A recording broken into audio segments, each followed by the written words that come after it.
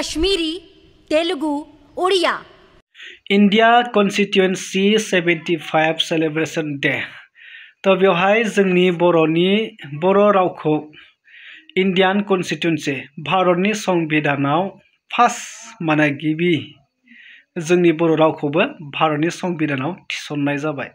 तो लोगोफोर नैबे समाव नोंथांमोननि गेजेराव गुड मोनसे आपडेट लानानै फैदों जोंनि बर' हारिनि थाखाय। थारैनो नोंथांमोना नुखादों आं भिडिअ क्लिपखौ होदोंमोन, थेवब्लाबो आं नोंथांमोननो नैबे भिडिअनि गेजेरजों फिन आरो नोंथांमोननो फोरमायहरनो सानबावदों जितु जोंनि बर' रावखौ इंडियान कन्स्टिट्युएन्सि बा भारतनि संबिधानाव बर' रावै बाहायनो हानायनि जितु मोनथाय अलरेडि दिनैनि बे 75 इंडियान कन्स्टिट्युएन्सि सेलिब्रेशन डे बे फालिनाय समाव जोंनि भारत हादरनि राष्ट्रपति द्रौपदी मुर्मुनि दैदेननायाव दिनै अलरेडि गनायथि होबाय जोंनि बर' रावखौ।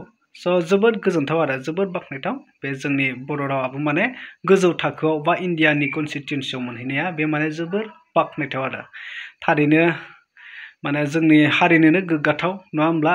बेहाय गासै 9टा भाषाखौ लानानै इन्डियान कन्स्टिट्युएन्सियाव नैबे 75 जितु कन्स्टिट्युएन्सि सेलिब्रेशन डे बेवहाय माने गासै 9टा रावखौ थिसननाय जादों आरो। थ' बेवहाय जोंनि बर' रावजों आरो काश्मीरी रावजोंनो माने फार्स्ट टाइम होननानै माने बेखौ फोसावनाय जादों। थ' नोंथांमोना नैबे ससे भिडिअ क्लिपखौ नाय।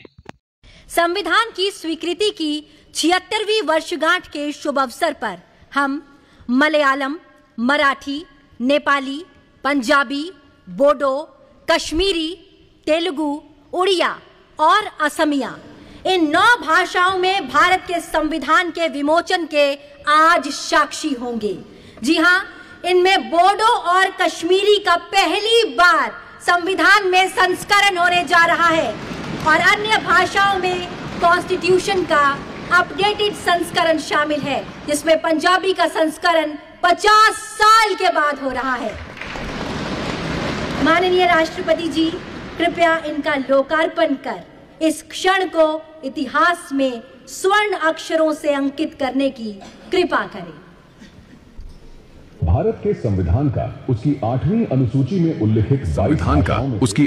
अनुसूची में उल्लिखित 22 भाषाओं में से 9 भाषाओं असमिया, बोडो, कश्मीरी, मलयालम, मराठी, नेपाली, उड़िया, पंजाबी, तेलुगु का विमोचन किया जा रहा है, जिनमें बोडो और कश्मीरी नवीनतम प्रथम संस्करण है व अन्य भाषाओं में अद्यतन संस्करण है।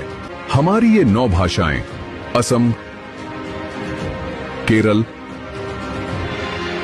महाराष्ट्र, सिक्किम, ओडिशा, पंजाब,